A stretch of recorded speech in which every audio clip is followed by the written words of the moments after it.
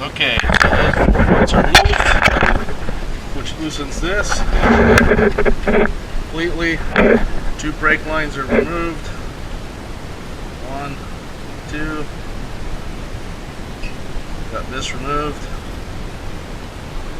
The e-brake cable, there's that pin, I just put it back in.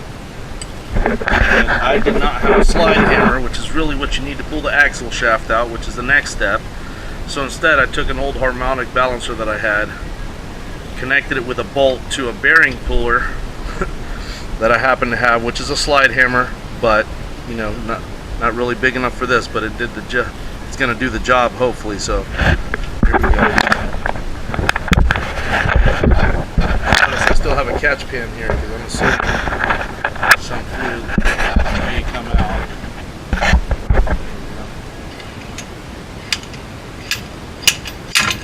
Oh, there it goes. Alright, let me disconnect this thing.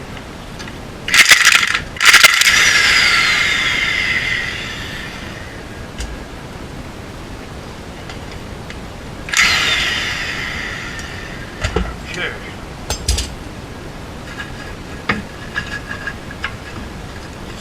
Together.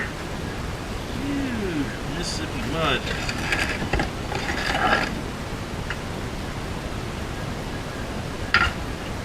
Jeez Louise.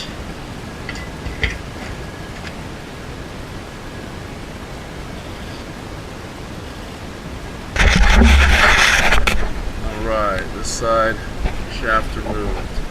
And it looks like it's absolutely full of mud. Time to do the other side.